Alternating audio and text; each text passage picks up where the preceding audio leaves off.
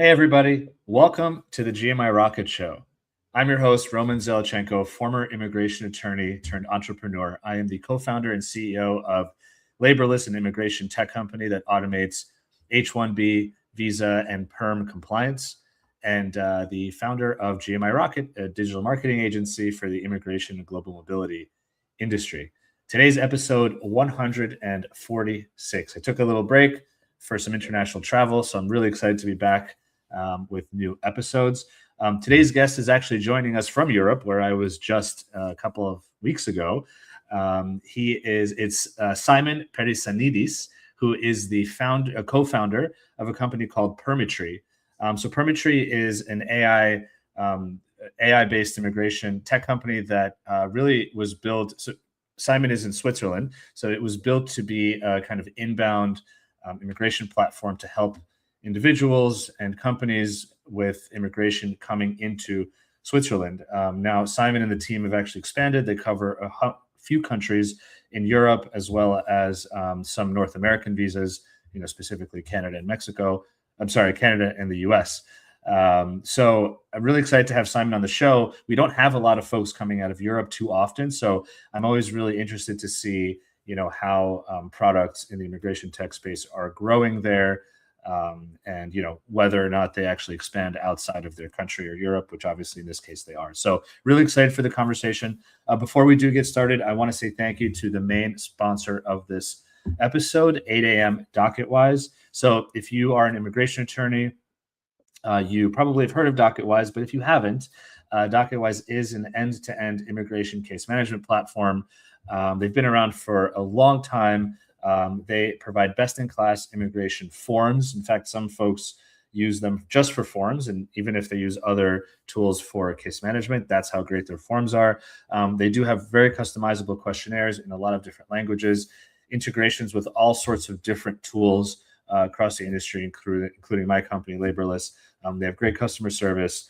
And one of the things that I really appreciate about DocketWise and why I'm so grateful to them for being a sponsor of the show is that they do care about content for the industry. DocketWise themselves have a great blog. They have ebooks that are available for immigration lawyers. They have a podcast on their own.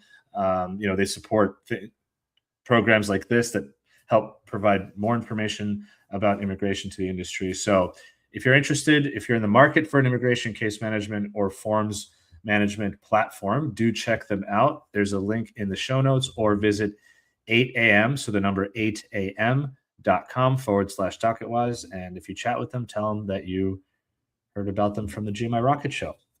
So thank you, DocketWise, but also thank you, Simon, for joining. And I appreciate you being here, and I'm super excited for our conversation. Thank you for having me. And I know it's later for you because you're in Switzerland right now in Europe. So thank you for taking the time to record this on a Friday evening.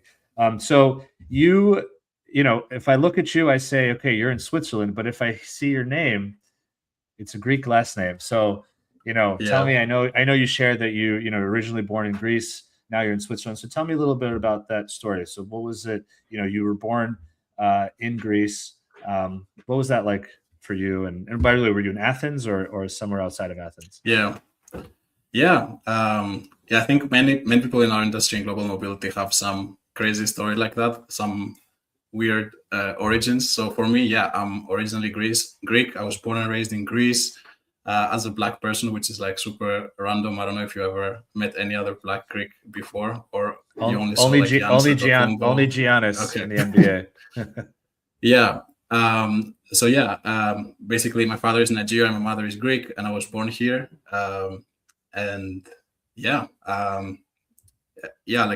Basically Greece is amazing. Of course, like the moment I tell people that I'm from Greece, everyone's like, wow, so nice. I mean, I also think it's super nice, right? Like the food, the people, the sun, everything is amazing. Of course, it's a little homogeneous, I would say. So growing up here as a different person, I always felt like, okay, why do I have to constantly prove that being different is not bad and being different is actually good? From there, I always had this inner feeling that I somehow have to like prove that, you can just be anyone, and some external characteristics cannot define people cannot define who you are. Like you can just shine regardless where you were born, how you were born, and yeah, I think a lot of motivation comes from there. Do you feel like, I mean, when you were growing up, were you the only like black kid in school, you know, Yeah, in Greece, in your class, or kind of in the whole school? I would say, I mean, in the whole university for sure of 300 people. Hmm. At school, yeah, like maybe one or two people would be there. Hmm. Yeah. Do you feel like kids treated you differently, or I mean, did you have friends? Like, how did that feel for you? Because obviously, I definitely understand. I mean, you could look at yourself and say, okay, I don't look like everybody else here, and so Yeah. you know, you could be. Did you feel that, you know, overall kids were nice, or did you actually you know, Yeah. feel different? I had a super nice childhood, to be honest. Like I had very nice friends who loved me. Like we would have amazing time together, of course. But of course, there's these like small incidents that happen in your daily life where they just make you feel like you're not home, Mhm. even though you're born there. Like this, literally your home. But a kind of daily reminder of, hey, what's going on here? Like, so there's always just this small feeling where, okay, something is off here. Like, Mhm. why can I not feel like this is my home, even though like that's all I know. All I know is souvlaki and like Right. yeah. Do you, I mean, do you have any specific memories, or, you know, that you can share that made you maybe feel that way or something? Or was it just, yeah. Yeah. I think, I mean, it's just daily life, right? Like the moment I speak fluently Greek, people are for 1 second like, and it's always, uh, it's always kind of like random how they will react. Like some people will be totally cool, like, oh yeah, of course, like he speaks Greek. Some people will be like, wow, you speak Greek. Your Greek is so good. Like, how did you Right. learn it? I'm like, how did you learn it? Right. Yeah. Yeah, So exactly. yeah, these are small Yeah. things that happen in daily life. And it's interesting because that probably, it's not that they're trying to be mean or come from a bad place, but you grew up there, you were born there, you know, lived there for so much of your life, and it's like every single time you have to do this, you know, it just, yeah, as you said, it's just a reminder. It's probably so annoying Yeah. to deal with that. So were you, I mean, were you kind of a good student as a kid? I mean, or did you, were you kind of like one of these kids that sold, Mm. you know, bought and sold cards or fixed people's bicycles for, you know? Mm. Not really. I would say I was quite rational as a kid, but I found school to be quite boring. I didn't find it interesting. What I would spend a lot of time on though would be my computer or my sister's laptop even before that.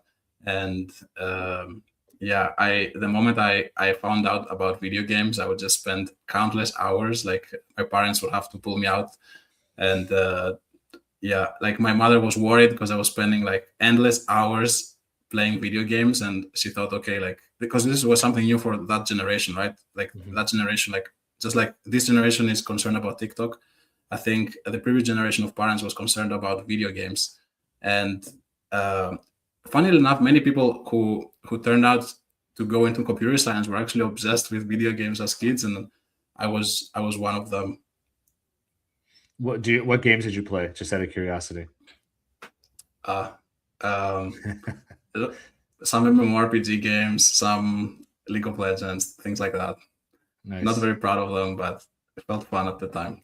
Nothing. Hey, when I was a kid, I had my first system was a Sega Genesis, way back in the day, Okay. and then the first system I ever bought myself was a used PlayStation One, PS1, and Mm, I played Final Fantasy. If anybody here is listening and knows what that is, yeah. for I think I logged 90 something hours on one of them, on like Final Fantasy Oof. 7, which is a lot for one game. But I wanted to do all of the side missions. I collected all of the random stuff. Like I would go around, and in those games you have to like train and level up. And so I would do that for a really, really long Yeah. time, so that when I had to fight the boss, quote unquote, I was guaranteed to win, because I couldn't stand losing to a boss because it's just such a waste of time. And it's Yeah. funny because as an adult, you think about these things and you think to yourself, okay, well, what does that say about me as a person?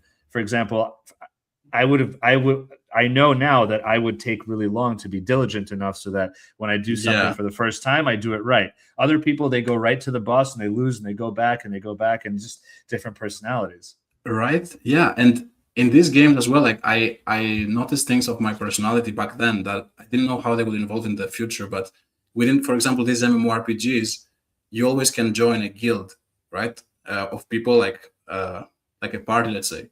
And many people will just join them, but I somehow always wanted to build them. So I would build the guild, invite people, fight against other guilds together. So yeah, that's also interesting. That's interesting. So it's like you had leader, personality traits even then. For some reason, you wanted to do it yourself. You didn't want to join someone else. Yeah, actually. There you go. Yeah, I didn't we have discoveries here on the show.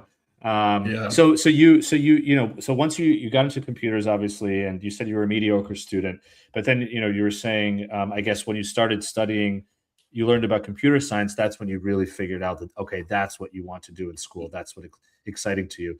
Was this in high school, or was it when you actually entered university? Yeah, it was around high school where I still didn't even know that I want to study computer science. I thought I want to study economics just because my sister studied economics. And yeah, on the side, always at school, I was really creative as a kid.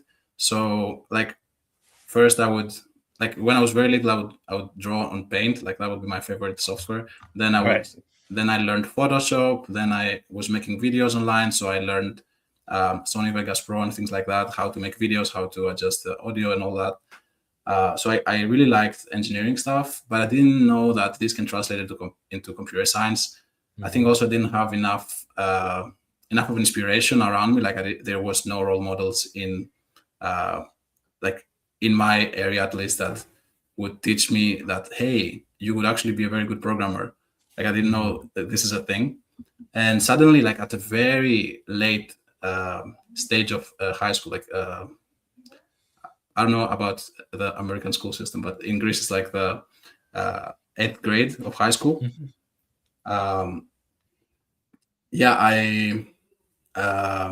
I just had some. We basically have some national exams where you have to make it into university based on your grades on different courses. And this is where one of the courses was computer science, and I realized that, wait, this is so easy. Like I would just see all my peers struggle, but I would completely like not even study, and I would already understand everything. So there on the side, I got so hooked with it. So I taught myself more programming, because at school we would just learn some very basic like algorithms that are not practical in like pseudo language. If someone knows programming, it's like something that you cannot even like run. But on the side, I taught myself how to make mobile apps, and I made my first app. Published how old were you? 17. And what was the app? It was an app that shows you one quote a day. So like instead of waking up and scrolling through social media, you can see one quote. And it went surprisingly well, actually. Like it went #1 grossing app in its category, even though I had no crazy skills at the time. And it shows that it really doesn't matter how much time you put into the solution. Like if it's really what people need, it's so you were charging for it? I wasn't charging; it was free, but there were ads inside. So it would just make me like I don't know, 1 free coffee per week in terms of revenue. But that was your first business, basically. Yeah. And what was the name of the app? I'm just curious. Is it in Greek or was it's one quote a day? That's the name of the app. Name. Yeah. You know what? I love that. It's genius. Exactly. I don't have to figure out what it is. I know exactly what the app does. And the app itself is so simple. It's just one button. You click it, shows an app. Next day you get a notification. I guess again you click it and it shows a quote. Yeah, I love that. That's so cool. Okay, so you were doing all that in high school. You were realizing that this is something that you like, and obviously you ended up going to university. I mean, in Greece to study basically technology. I mean, I guess it says informatics and telecom, but I'm assuming there's a lot of software engineering and development. Yeah. So what was that like? Did you expect to stay and then work at a company, or did you already started this little app? I mean, did you already have ideas Yeah. of building something of your own? No, I wouldn't say I was thinking about entrepreneurship at the time. I think this is where I had the most growth of my whole life during my bachelor's, because I went from someone who doesn't really care at all about studies to someone who is obsessed with computer science, and someone who wants to get good grades to get a scholarship abroad, because I really wanted to study abroad. Mm. And of course, financially, studying just in a different country like Switzerland, especially in the US with tuitions, right? It will be impossible for my family to afford. So my only way to do that would be to get a scholarship.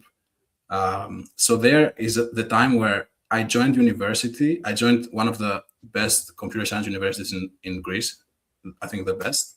And I was just the one of the last persons to make it in. Like there is basically a threshold, right, based on your grade that you get in.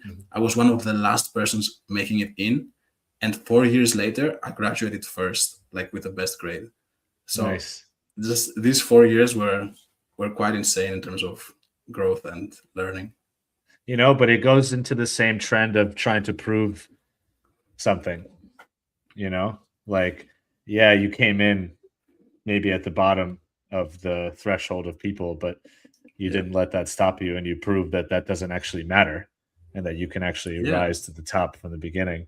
I mean, were you able to do any study abroad programs during your bachelor's, or you Not really. you were not really? So you stayed there, No, yeah, I was just focused on grades. yeah, on school. As you started to, as you were finishing up your bachelor's degree, I know obviously shortly afterwards you went to Zurich, which is where you are now, to get your master's. Did you already start to think about going abroad, going outside of Greece, like seriously, now Uh, that it's a potential option? of course, yeah, like that was the goal since the beginning. And I think at this point as well, I started more being interested about entrepreneurship. I didn't even know it's called entrepreneurship at the time. I don't Right. know. My bubble of in the internet didn't uh, maybe give me enough hints about what I like. So I Hmm. discovered everything quite late, like computer science, entrepreneurship.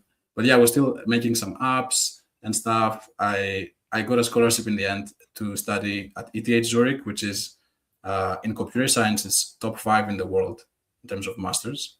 Hmm. And already by the time I made it to my masters, I knew I want to build a startup at this point. Mm. Yeah, So tell me about the process, because you're now in the immigration space. Obviously, yeah, as a Greek national, you don't need a visa, a work visa, or a student visa to go to Switzerland, but you still move to a new country. The yeah. language is a different culture. I mean, it's quite different. So I don't know, what was that like for you? Because you're also 19 years old, I guess, or probably Yeah, 20, 21, 22 years old at this time, moving, I guess, for the first time, right, out of Greece, yeah, and by yourself. yeah. In the beginning, it doesn't really feel like immigrating because the whole experience of the university is a thing of its own, right? Like you're suddenly in an environment of very international people from all over the world whose goal is just to study. Mhm. So you don't really experience the country as much. Of course, I had friends who are Swiss and stuff, but still, like the real world, I think happens after you're done with uni and you have to get a job and you experience the actual life of how it is living abroad. Mhm. Because otherwise, you're just in your international bubble of having fun with other people like you, your age, and same aspirations. What about the language Yeah. barrier? How is that? I mean, obviously, you speak great English, and so were you when you were studying? Was the program in English, or was it in Swiss German? The language was math. That was the language barrier. Mm. Like actually, the moment I got into data science, I realized how math heavy it was, and that was actually the biggest barrier. Like we Mm. went to uh, like the first courses I went, I was surprised by how theoretical the studies are. I think any language would just like not matter at this point. Like Mm. you just go to the first lecture and already professor is like, good morning. Okay. Here we just take the joint distribution function of this density. And I was like, wait, these are things that I barely remember. Yeah. Wow. So, but yeah, I think in the beginning, language barrier was not a thing during the studies. Later, I actually landed the job after my studies where it was a huge issue. I accidentally joined a role where it was passed to me as an English speaking role, but it turned out after I joined that it was a German speaking role. And that was quite a nightmare. I don't wish this upon anyone, but yeah, there I had the full immigrant experience, I would say. So what happened? I mean, how did that even happen? Yeah, I mean, I was looking for a job after my studies, and yeah, I found that basically there was a team. I don't want to call it a company. I even actually removed it from my LinkedIn to not like expose them or anything.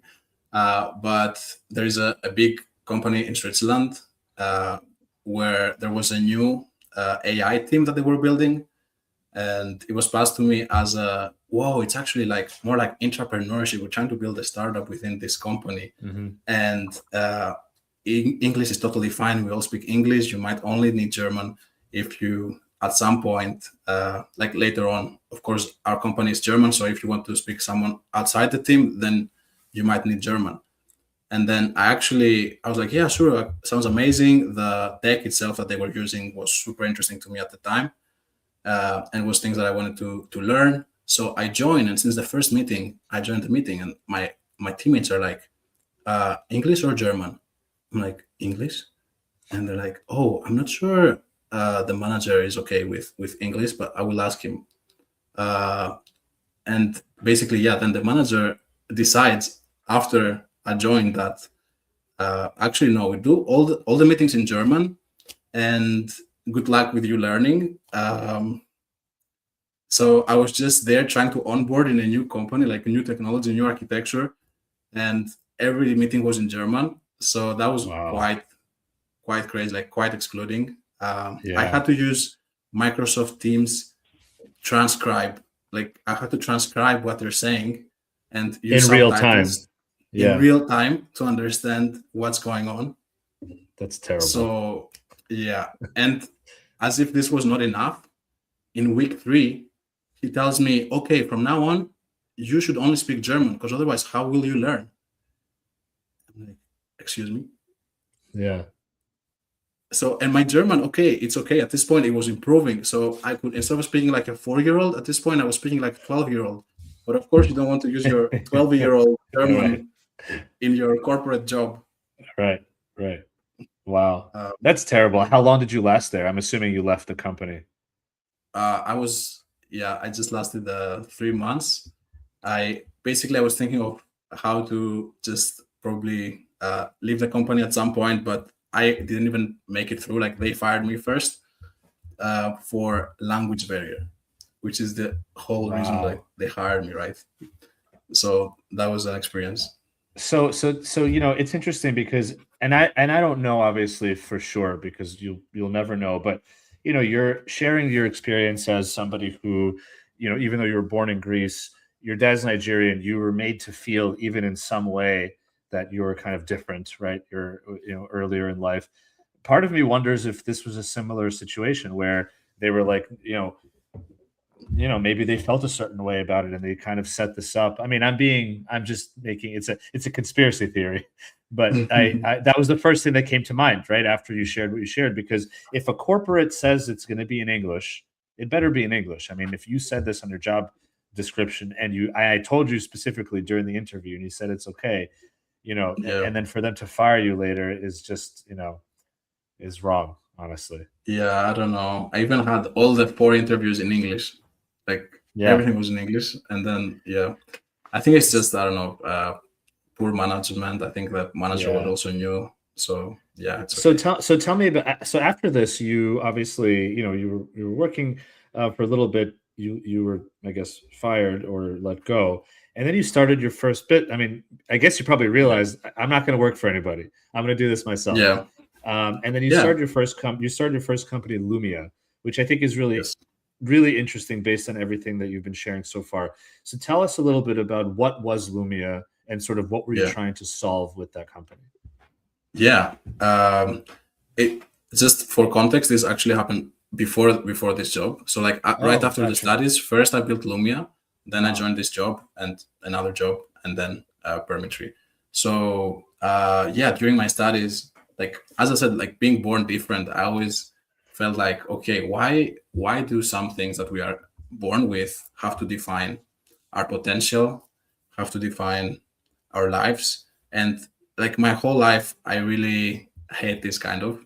So I naturally got more into sociology, social impact, trying to see how can I promote equal opportunities.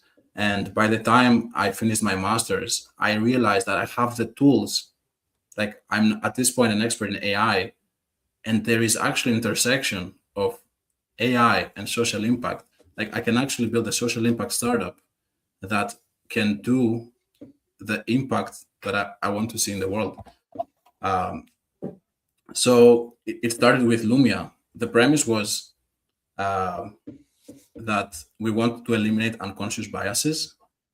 So basically, I did a whole research, I did my whole master thesis on creating a very complex algorithm that can measure unconscious biases in recruitment in a causal way. So in order to help recruiters, of course, hire the best talent, and so that they are not affected by other factors like so basically how it works is um, like recruiters of course go through CVs when they're screening. At this point it's probably more AI rather than humans, but a few years ago we still use humans in screening.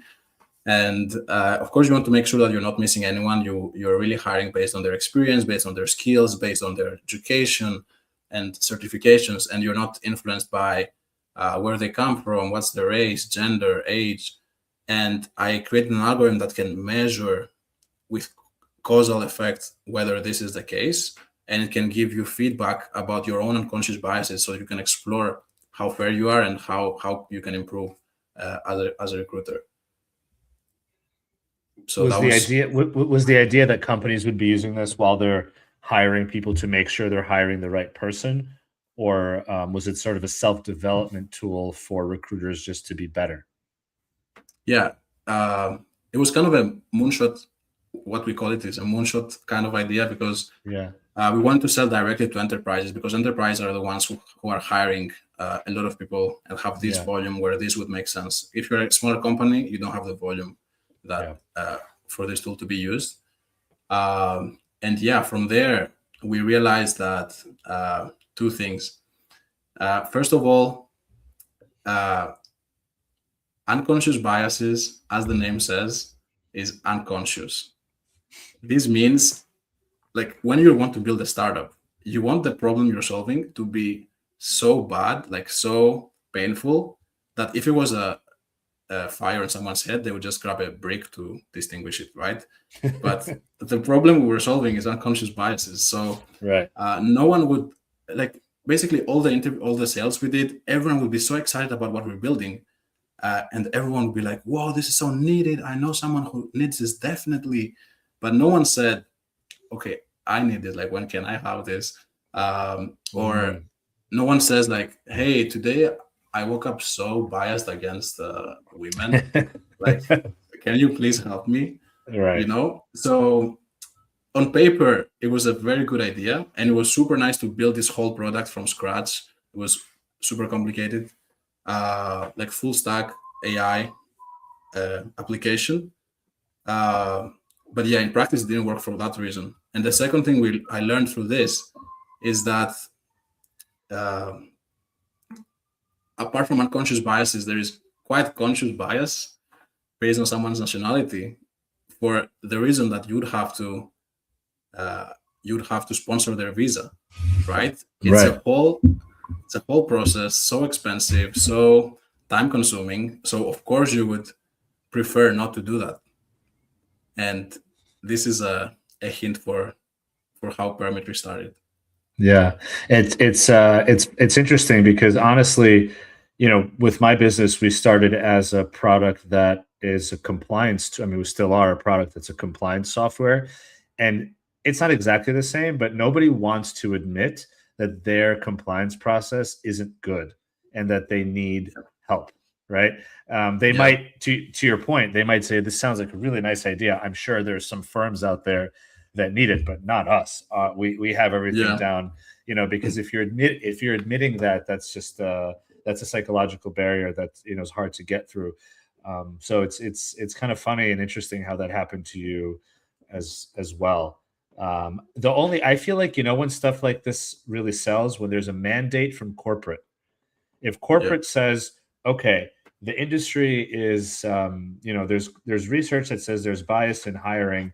We as a leading organization wherever, we want to make sure Yeah. that we are telling the world that we're fighting it, and so we are going to use your software. Like, I think that's when stuff like this really works. By the way, it's the same for us now. On our side in the US, there's a lot of if you follow the news at all about US immigration, the current administration is really tough on immigration, even work Yeah. visas, and there's a lot of fear around compliance.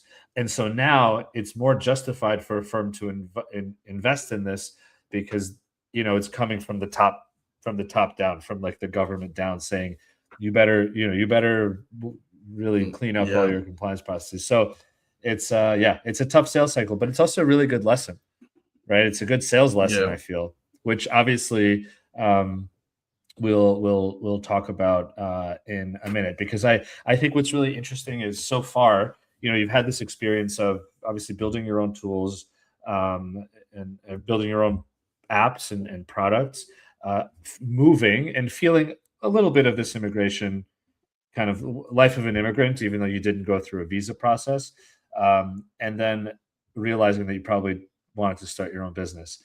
So before we, jump into what the company does, I know you shared a story with me earlier about your roommate Yeah. I guess at ETH, yeah, in Zurich, Yeah. Yeah. who sort of started to have his own visa maybe challenges or issues, and that was a realization. Can you share a little bit about that story? Because to me, it was really interesting in terms of the foundation of why Yeah. Permitree exists. Yeah. And it's all lining up, like all these things I said about Lumia, realizing how hard visas are, looking for my next startup idea. And at the same time, one of the most exceptional people I met during my whole studies, who happens to also be my flatmate, uh, is finishing his studies and is looking for a job. So I thought companies would just instantly hire him, no questions asked. Like, he finds a job in a startup, and he tells me, "Okay, can you just check the post for where my permit comes, because I will be out of town." And I'm like checking, waiting. Turns out it took them so long. They tried to do the process themselves. Uh, they did everything wrong. The authorities were asking for more documents, uh, more explanations, and in the end, it took them 3 months to hire him. 3 months, while I was checking all the time the post for when his permit comes, and it was just a very like I kind of lived this experience with him because I was seeing him every day and lived through his Mhm. stress as well. Um, and yeah, this is where you see like how a process can affect a human life, and uh, like how important this problem that we're solving is. And also, I guess, how companies, when they do it themselves without much guidance, you could run into issues, and because that happens in the US as well. Um, Yeah. okay, so before we move on, I just want to take a quick pause and just say thank you to the second sponsor of this episode, which is Lex Reception. So Lex Reception, for immigration lawyers or legal, really, frankly, any professionals, even outside of the immigration space. Lex Reception is a legal intake, reception, and client support service. They answer phone calls and messages in real time. They help schedule appointments for people who call in to inquire about your law firm. And they basically provide immigration law firms with 24/7 legal answering specialists, so that a lawyer doesn't have to worry about missing mail or phone calls, emails or phone calls from a prospect or a client.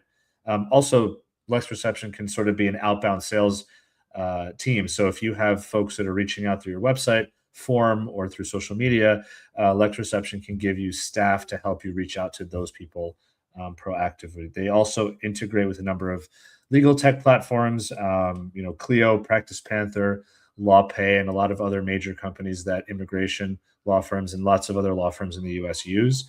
So for anybody who's watching, Lex Reception is offering $250 off your first month of service. So if you're interested in checking them out, learning about them, obviously visit their website, lexreception.com. But there's a link in the show notes specifically with that $250 off. So check them out, and thank you, Lex Reception, for supporting the show. Okay, Simon, so you've had all these experiences, you've built a company, you've also had your own, let's say mishaps with corporate environments when you realized, okay, I need to start my own business. And then of course your roommate, your flatmate, who had his own kind of immigration challenges and timeline issues and whatnot.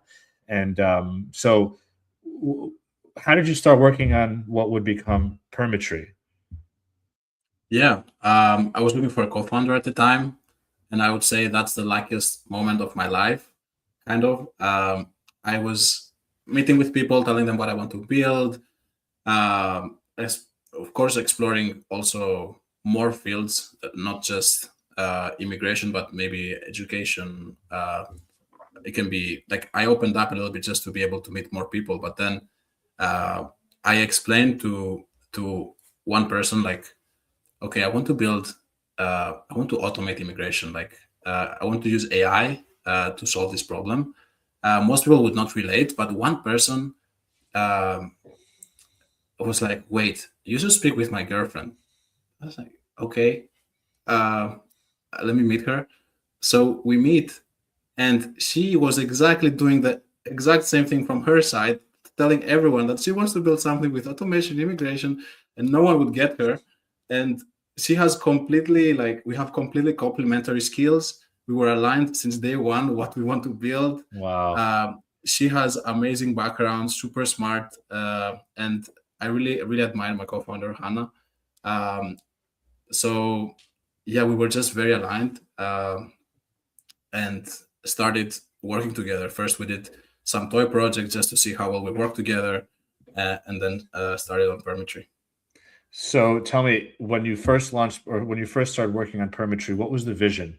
Because obviously, if someone visits your website now, permitree.com, Yeah. they'll see that there's language about automating business immigration into a variety of countries. Did you start with Switzerland? I mean, was that the original plan, or was the original plan to really do the whole world or as much as possible, but use Switzerland as a jumping off point? Yeah, of course. I think in our industry, it was clear what we want to build, right? We just wanted to make immigration as easy as possible, apply AI, and make it more transparent, more fast, more seamless as it should be in 2025 at the time. Now it's 2026. So yeah, we started with automating the casework itself in Switzerland. We started by the easiest client in the beginning was law firms, immigration law firms. So we started selling AI assisted case management software to lawyers in the beginning, and then started at the same time selling to companies directly, having a combination of AI and legal experts and a platform where everything is much easier for them. So that was the first steps, how we started. By the way, when you started selling to the corporates, did you then stop selling to the immigration lawyers, or did you ever use those immigration lawyers to actually help the corporates if they needed help? We didn't stop. I mean, the market is big enough. They are still using our software, nice. And yeah, they have their clients. We have our clients. I have some Swiss immigration lawyers I want to introduce you to if you're still working with lawyers. So how did that go? I mean, what was because look, from my perspective, immigration tech it's a challenge, right? I mean, there is a lot of at least in the US, there are a lot of different players. It's hard for a company to trust a young Mhm. startup, Yeah. even for lawyers. And so what was the process like for you? You came out there and you said, look, to law firms and to companies saying that we have a technology. How was the reception? Was it something that they liked? Or was it something that they were skeptical Mhm. of? Because again, and I'm asking this because I started this show now 6 years ago, which is crazy, 146 episodes ago, because when I was Oh, launching my business in the immigration industry, I didn't have anywhere to go to try to yeah. understand what to expect. How does the sales Mm. process work? How do I sell immigration? You know what I mean? And so obviously now there's been so many companies, yours included, that have been doing this kind of work. And so I guess I'm always curious to hear, especially in a new market, what is the reception for immigration Mm. technology and for especially now in the age of AI? So, yeah, I mean, what do you remember from those early days about kind of the sales process? How did that go for you? Yeah. Um, of course, in the beginning, there is a lot of pushback, a lot of conservative thoughts against AI, especially in a country like Switzerland, which is always more on the secure side and on the Mhm. conservative side. I think what helped a lot, of course, is being in a community of founders. So I think it doesn't have to be people who are selling exactly the same thing as you, right? Like immigration. It can also be people who are in adjustment fields. Like we have some friendly startups who are automating other legal services, or it can be any type of service. And I was in a community of founders in Zurich that spawned out of the university, where we spend a lot of time working at the same space and sharing insights with each other. It's called JFloor, in case Mhm. that's relevant. And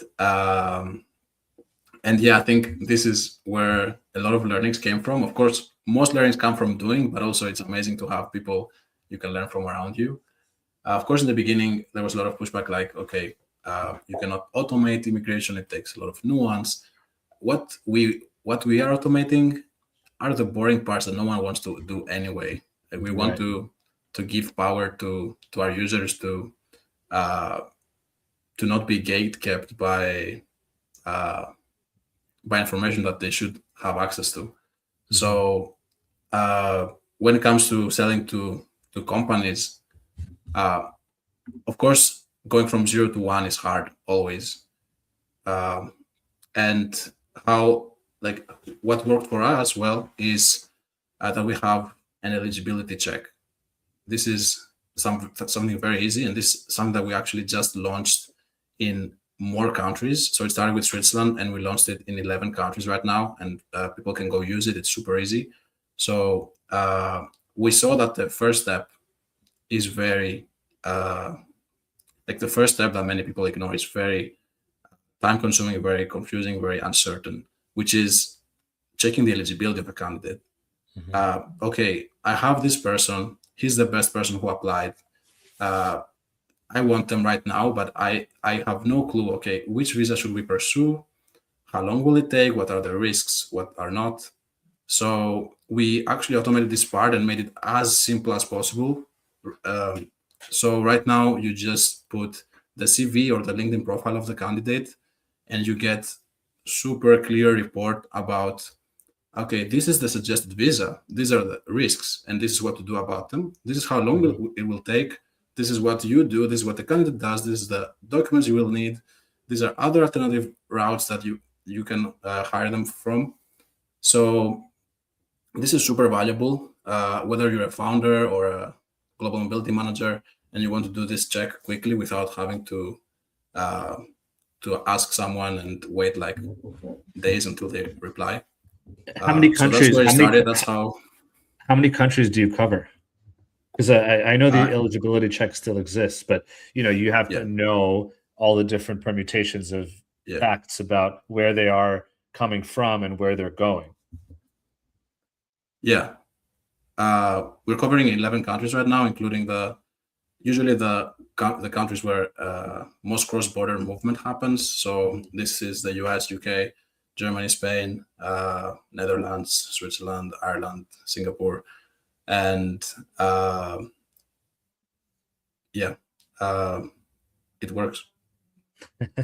And what about eligibility? I mean, so basically, regardless of where the candidate is from, you Yes. have all the information. If I'm from Chile or Zimbabwe or Malaysia, doesn't matter. Mm-hmm. Yeah, of course. It depends on more where you're going, and basically how we did this is we tried to simulate the knowledge work that would be done by a lawyer at the time. Like, what are the restrictions of every visa? What are the rejection reasons? What are possible outcomes? These are data that are online, but there is also data that is not online that you learn through experience. And we mapped them into our system for every single country, and we made our system build decision trees based on these laws in order to make these assessments in minutes. Do you have immigration professionals in these countries that help confirm things? Because Yes. and I mean, I know that's a more of a challenging question, but I think a lot of times what I imagine a corporate or a law firm ask is, can I trust the output? So Yeah. yeah. Yeah, that's how it works. We collaborate closely with lawyers to validate the outcomes. First, we created a prototype, and for every country, we have local experts who review it and told us about the quality, about how to adjust it, so that we can make the most accurate result possible. So great. So I'm a company and I've done an assessment. Now what? Does Permitree now allow me to file for certain work permits or work visas? And then if yes, Exactly. do I work through the platform or do I work with like an immigration provider in that country who uses the platform? Yeah, so you do the assessment. We already have some data about your candidates since you just put them there. So you're just now you're just one click away from, okay, hey, let's start. So then you have the option, if you want to meet a person and do a quick debrief about your case, like let's say 15 minutes, a legal expert, so to say, or you want to directly dive into the software and you already upload your documents and start the process. Yeah, so we have some in-house experts in some countries, and in some countries they are Contractors. outsourced. Yeah. Okay. And so who's like the ideal customer or client? Is it still both lawyers and corporates? Can an individual use you as well? Can they sign up if you're a candidate or yeah? Yeah. The customer we're focusing the most on right now are companies. So it can be fast-growing startups who are hiring talent. Like, there is, of course, a lot of fields where there is skill shortage and you cannot find the talent locally, and you need this talent in person, especially in certain industries like mechanical engineering, robotics, aviation, or it can also have to do with just company culture of you prefer working in person. So in these cases, you just need to hire someone from abroad, and these are the companies we are helping. We're trying to make everything much simpler to the standards that they expect. So instead of like exchanging emails and doing things manually, you can already get instant feedback within the platform. Like, you upload documents, you get instant feedback about what is wrong, what is right. If there's any revision you need to make, you can instantly you will instantly know, so you can make the change. So you don't have to wait a few days until some expert reviews this. And then, yeah, just the whole workflow is much faster. And of course, at the end of the day, a legal expert will review everything to make sure that everything is correct, because it's a very high stakes decision. Of course, we're just making sure it's fast. And then of course, does it get filed through the platform? I mean, I guess it depends on the country, right? Because, for Yeah. example, in the US, you can't file everything electronically, for example. Yeah, of course. There are many applications you still have to print and send in the mail, Yeah. unfortunately. Yeah. It's really not even just country specific. It's even within countries there is differences. Like we actually started from Switzerland when we first started, which was it still is actually the most complex country we could start from, because there's 26 different cantons, which is like different regions basically within Switzerland, and there's four different languages, like three actually, like mostly used in immigration. And yeah, you even based on the canton, you might sometimes have a digital form that you have to like fill. Sometimes might be a PDF form. Sometimes in some cantons you have to send it by post. So yeah, it's a mix. But the good thing is that the user doesn't have to worry about it. Like that's the magic, right? You just upload the documents and let Permitree handle everything. Yeah, it's tough. I mean, I think you make a really good point here about how you can have as amazing of technology and the most advanced AI, but if the actual government processes are this different and disconnected, it is still tough to make software around it. If the government Yeah. requires you to file paper, you have to file paper. Yeah. But so what are you guys like, I guess as we start wrapping up, what are you excited about in the future? I mean, is it expanding into more countries? Is it providing maybe a different service in the same countries? Like what's on the roadmap that you can share at least? Yeah, we are actually currently expanding to the US. So we really love the fact that we launched our eligibility check already, and it's used and people love it. And we're looking forward to hearing more feedback, see how well this also fits bigger companies, because there's smaller companies who of course don't have a global mobility manager. There's bigger companies where global mobility manager would actually find this super useful, right? Because there is like the process there is different. You have the recruiter or the HR team who finds a talent, and let's say you have 500 applications, like maybe 100 of them you're not sure if they need a visa or not. Then you have to ask your global mobility manager. They will have to ask the immigration vendor. Immigration vendor replies within like 2 or 3 business days and charges you based on their hourly fee, an unpredictable fee. But we want to see how well also this fits with bigger companies who can do these checks instantly. And yeah, we're super excited to see what's coming. Do you think that because you started in Europe, you would be more helpful to a company that has a global presence? Because, for example, in the US, there are many companies that hire foreign nationals inbound into America, but they don't have offices in, let's say, Europe. And so they don't need outbound services. And so an immigration tech company that only does US is good enough for them.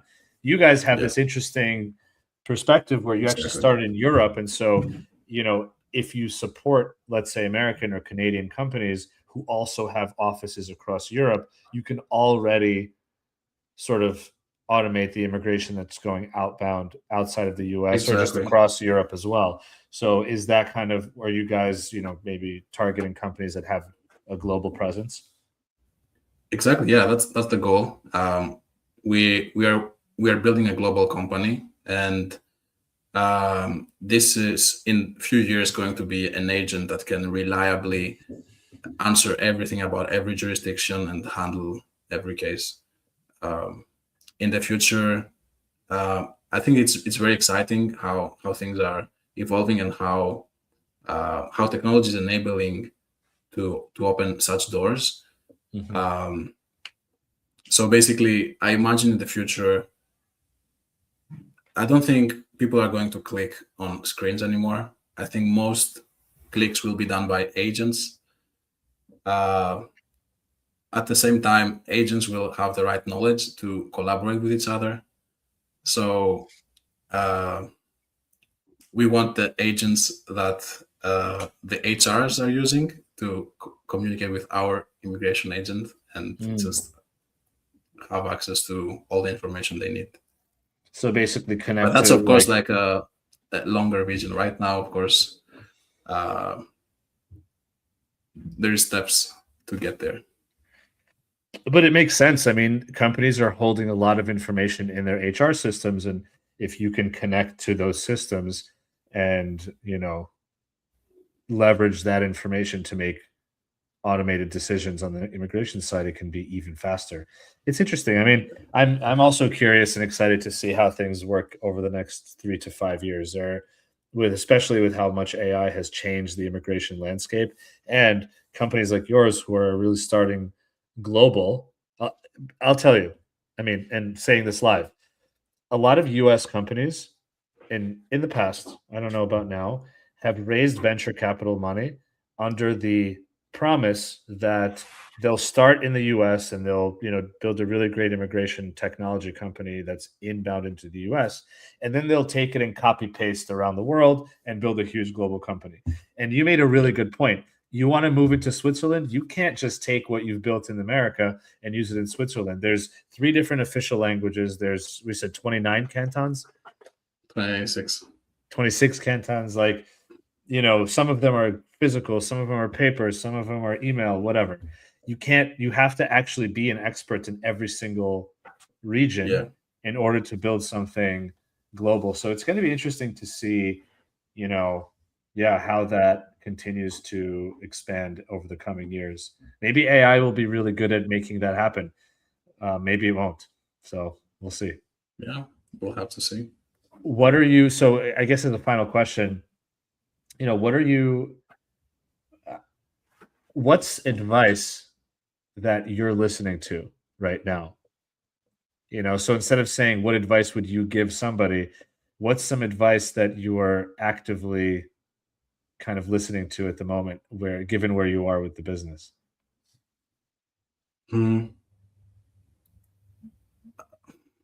That's an interesting question. Yeah, I would have a better answer if I gave it more thought.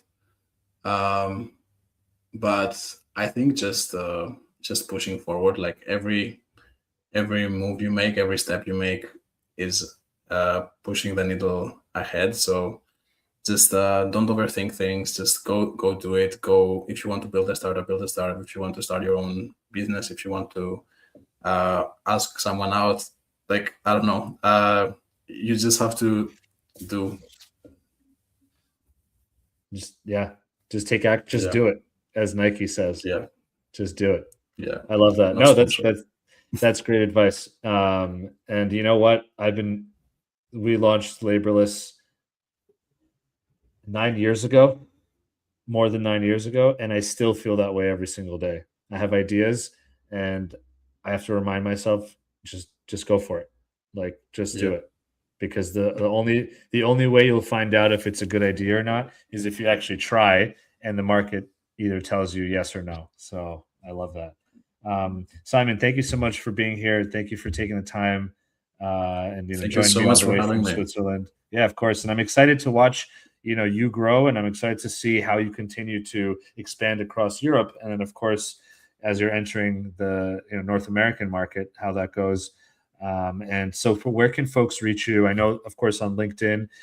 Can they find you on your website as well? Yeah, my LinkedIn is always open. If someone wants to connect, send me a message. I love meeting people, especially in the industry. Yeah. Otherwise, our website is just our name.com, so permitree.com. Nice. Awesome. Cool. Well, thank you, Simon. Appreciate it. And I'll let you have a glass of, I don't know what you guys drink in Switzerland, wine. And Ouzo or Ouzo. That's right. Yeah. All right. Efharisto, my friend, and I'll talk to you soon. Thank you. Thank you too. Awesome. Thanks, everybody. We got a bunch of comments, actually, which I didn't get to. But Angie Weinberger said, looking forward. So thank you, Angie, for commenting and for joining. We also had Tracy say, good question. I'm not sure which question you're referring to here, but glad it was a good question, and I'm happy that the answer was helpful. Please, leave more comments. I'm sure Simon will go in and answer some of these questions later. And of course, if you're interested in, if you're in the European market, especially, or if you want to learn more, and you're based in the U.S. or Canada, please reach out to Simon Permitree. Check out what they're working on. So before we finish, I just want to say thank you one more time to DocketWise. And again, DocketWise is an end-to-end immigration case management system that has immigration forms, customizable questionnaires in a ton of different languages, integrations with a lot of different industry-leading products, including Laborless, my own company, great customer service. DocketWise has amazing resources too for immigration lawyers who want to learn more about the practice, who want to change practice. There are blogs about marketing and sales. They have ebooks that are really helpful. They have a podcast. So, DocketWise is a really wonderful resource, not just as a tech company, but also as a source of information. So please check them out. Check the link in the bio or visit them at 8am.com/DocketWise and tell them you heard about them from the GMI Rocket Show. So thank you, everybody. Really appreciate you tuning in. I will see you next week on the next episode. And in the meantime, have an awesome weekend, everybody. Take care and peace out.